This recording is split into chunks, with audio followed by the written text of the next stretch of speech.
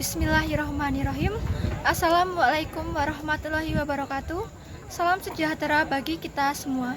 Perkenalkan, kami adalah mahasiswa dari Universitas Negeri Yogyakarta, Fakultas Ekonomi, Program Studi D4 Manajemen Pemasaran, kelas A, angkatan 2019.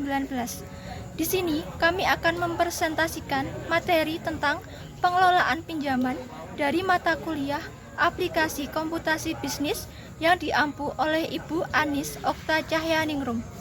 Kami dari kelompok 3 yang beranggotakan 1. Sisaria Dwi Yuliana Anugrah dengan NIM 198103340818. Yang kedua, Dimas Bagus Pamungkas dengan NIM 198103340626. Dan yang terakhir, saya sendiri Nur Hanifah dengan NIM 198103340880.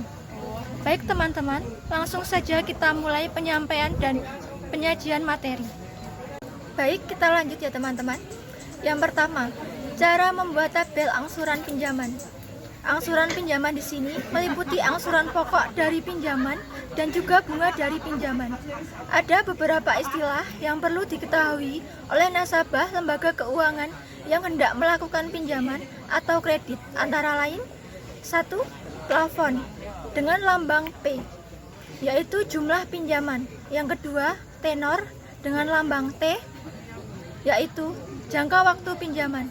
Yang ketiga, rate dengan lambang R, yaitu bunga pinjaman dalam persen, bisa per bulan ataupun per tahun. Yang keempat, saldo pinjaman dengan lambang SP, yaitu jumlah sisa pinjaman setiap bulan setelah dikurangi angsuran pokok. Yang kelima, angsuran pokok dengan lambang AP, yaitu jumlah angsuran pokok setiap bulan. Selanjutnya yaitu terkait angsuran pokok naik, bunga turun, dan jumlah bayar tetap.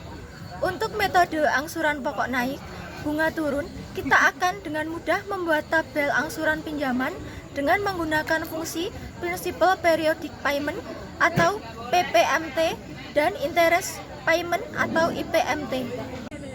Berikut ini adalah contoh kasus, yaitu Pak Andi meminjam uang dari Bank ABC dengan jumlah 5 juta rupiah. Bunga kredit yang ditetapkan adalah bunga efektif dengan besaran 11% per tahun. Jangka waktu yang diberikan oleh bank kepada Pak Andi adalah 1 tahun. Baik teman-teman, presentasi akan saya lanjutkan. Yang berikutnya di sini ada langkah-langkah dalam mengelola pinjaman dengan menggunakan Excel. Yang pertama yaitu teman-teman dapat membuka book Excel. Selanjutnya, teman-teman dapat memasukkan plafon, tenor, dan juga rate. Dan yang terakhir, silahkan membuat tabel yang berisi bulan keberapa dalam jangka waktu 1 tahun, angsuran pokok, dan juga bunga. Baik teman-teman, presentasi saya lanjutkan kembali. Untuk yang pertama, buat tabel sampai pada bulan ke-12. Untuk yang kedua, bulan ke-0, tepat di bawah saldo pinjaman, kita hubungkan dengan ke plafon pinjaman. Jadi nilai atau besarnya saldo pinjaman di bulan ke-0 masih sama dengan plafon pinjaman. Untuk yang ketiga, bulan ke-1 pada kolom angsuran, buatlah rumus sama dengan PPMT kurung buka absolut C absolut 4 titik koma B9 titik koma absolut C absolut 3 titik koma minus absolut C absolut 2 kurung tutup. Simbol absolut berguna untuk mengunci rumus agar tidak berpindah row dan kolom apabila kita tarik ke bawah hingga bulan ke-12. Untuk yang keempat, bulan ke-pertama, pada kolom bunga buatlah rumus sama dengan IPMT kurung buka absolut C absolut 4 titik koma B9 titik koma absolut C absolut 3 titik koma minus absolut C absolut 2 kurung tutup, dan tariklah hingga pada bulan ke-12. Untuk yang kelima, bulan ke-1 pada kolom jumlah bayar buatlah rumus sama dengan sum SUM kurung buka C9 D9 kurung tutup. Lalu tariklah hingga pada bulan ke-12. Saya akan melanjutkan presentasi dari Mbak Ria. Berikut adalah keterangan dari kolom sebelumnya. Yang pertama yaitu kolom plafon, berisi dengan jumlah pinjaman Pak Andi sebesar 5 juta. Dan yang kedua yaitu kolom tenor, berisi dengan jumlah jangka waktu pinjaman, yaitu 12 bulan atau 12 kali. Yang ketiga kolom samping rate, berisi dengan bunga dalam satuan persen per 12 bulan.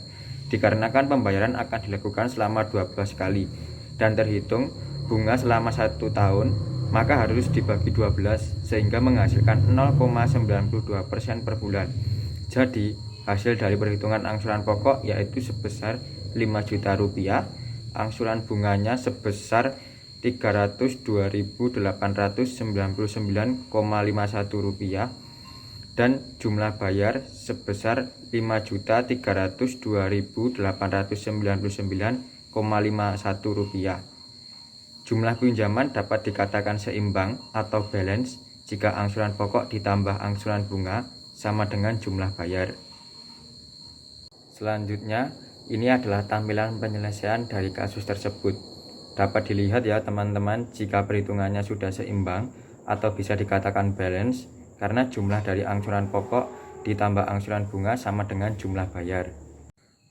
Baik, terima kasih sudah menonton video kami. Semoga dapat bermanfaat ya teman-teman. See you next content. Bye-bye.